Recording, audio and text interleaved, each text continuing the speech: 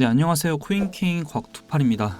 저번 주 금요일 이슈가 하나 있었습니다. 바로 SEC에서 레버리지 비트코인 선물 ETF를 승인했다는 이슈인데요. 이거 같은 경우에 이제 이번 연도 3월 미국 펀드 운용사 볼러틸러티 쉐어스가 SEC의 2배 레버리지 비트코인 롱 ETF 출시를 신청했고, 그 신청했던 것이 이번에 승인이 됐다는 내용입니다. 이제 내일 6월 27일 화요일에 출시가 되고, 이번 승인으로 인해 기대해 볼 수 있는 것은 투자자가 업계를 인식하는 방식에 영향을 미쳐 더 많은 투자자를 유치하고 또 시장의 변동성을 높일 수 있다는 부분들입니다. SEC가 암호화폐를 어떻게 보는지 결론을 내리기에는 이제 좀 너무 이르긴 하지만, 이번 레버리지 비트코인 선물 ETF 승인 소식은 아무래도 암호화폐 산업 전체적으로 봤을 때 긍정적인 방향으로 가고 있다, 이렇게 설명할 수 있지 않나 싶습니다. 자, 그래도 항상 좋은 것만 보고 또 그걸 그대로 믿을 수 없다라고 저는 생각을 하는데요. 이 선물 ETF 같은 경우에도 이제 2021년 비트코인 최고점을 찍었을 때쯤, 그때도 SEC에서 승인이 됐습니다. 당시 선물 ETF 승인이 된 다음 2021년 최고점을 찍고 거의 1년 넘게 하락장이 지속이 됐었죠. 자, 선물 ETF 승인이 됐을 때 같이 폭발적으로 증가했던 지표가 바로 미결제 약정과 거래량인데요.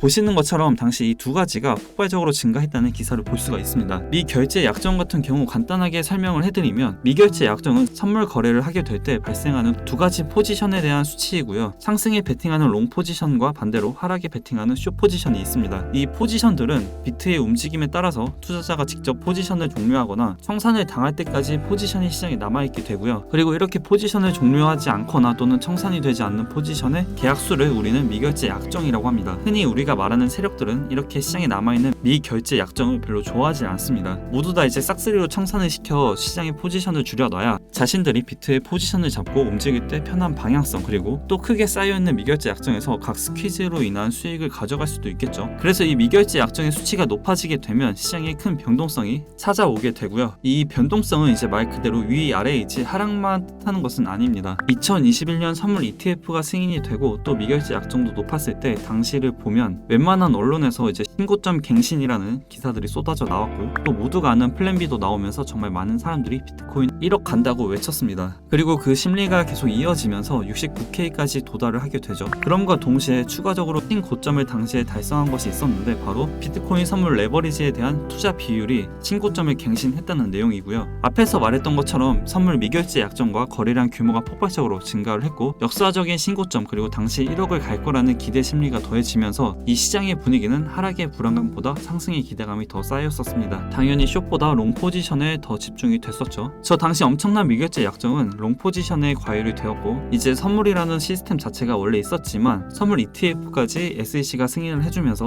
현물 ETF 승인이라는 기대감으로 엄청난 매수세가 들어왔지 않나 싶습니다. 그리고 그 매수세는 아무래도 기대감이기 때문에 롱 포지션에 더 집중이 됐겠죠. 타이밍 또한 신고가를 갱신했었기 때문에 위 매물대 또한 없었을 거고요. 근데 이제 정말 안타깝게도 세력들은 우리 뜻대로 움직이질 않았습니다. 역사적인 신고점을 달성한 이후 대하락장을 맞이했고, 미결제 약정이 이제 역사상 최대치를 맞이했던 시점에서 순식간에 쌓여있던 물량이 쏟아졌습니다. 자, 그래서 한번 지금을 생각해 봤습니다. 요즘 나오는 기사들이나 상황들이 2021년 최고점을 찍었을 때 뭐 현물 ETF 신청이나 아니면 신고가 갱신처럼 최근 블랙록, 피델리티의 현물 ETF 신청, 그리고 전고점 갱신, 이 시기에 2배 레버리지 비트코인 ETF 승인까지 정말 비슷한 상황이라고 생각이 들고, 지금 뭔가 되게 착착 진행이 잘 되고 있어서 좀 추가 상승에 대한 기대감은 뭐 당연히 있겠지만, 또 반대로 이렇게까지 잘 되고 있는 게 불안하기도 합니다. 지금도 슬슬 미결제 약정이 기존에 비해 증가하고 있는 중이고, 아무래도 지금 시장의 흐름상 하락보단 상승을 좀 더 많이 보고 있기도 하죠. 월가에 현물 ETF 신청에 2배 레버리지 비트코인 ETF 승인을 해주면서 상승에 대한 기대감을 심어줌과 동시에 미결제 약정의 증가, 마치 2021년 신고점을 달성해 1억을 외칠 때와 같은 엄청난 기대감까진 아니지만 그때와 비슷한 상황이지 않나 싶습니다. 그래서 만약 저라면 여기서 더 추가적인 매수를 하는 것보단 이젠 슬슬 분할 매도로 대응을 해야 하지 않나 싶어요. 물론 저는 이번 반등장에 매매를 하지 않아서 뭐 다 놓쳤지만, 그렇지 않으신 분들은 지금 좀 공격적으로 매매를 하는 것보단 기존보다 좀 더 보수적으로 접근하는 게 더 맞지 않나라고 생각을 합니다.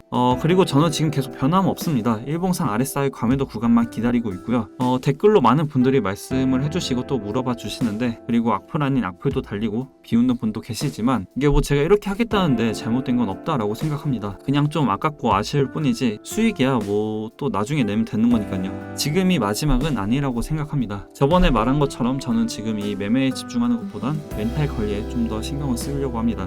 제가 준비한 내용은 이제 여기까지이고요. 정보나 아니면 이제 이슈 같은 것들 빠르게 보고 싶으신 분들은 고정 댓글에 있는 링크로 무료 입장하시면 정말 빠르게 다 받아보실 수가 있으니까 들어오셔서 많은 정보들 다 가져가셨으면 좋겠습니다. 당연히 100% 무료고요. 어떤 입장 조건이나 가입 조건 요구하지 않으니까 고정 댓글 링크 클릭하셔서 편하게 들어오시면 될 것 같습니다. 오늘 영상 도움이 되셨다면 구독, 좋아요, 댓글 한 번씩 부탁드릴게요.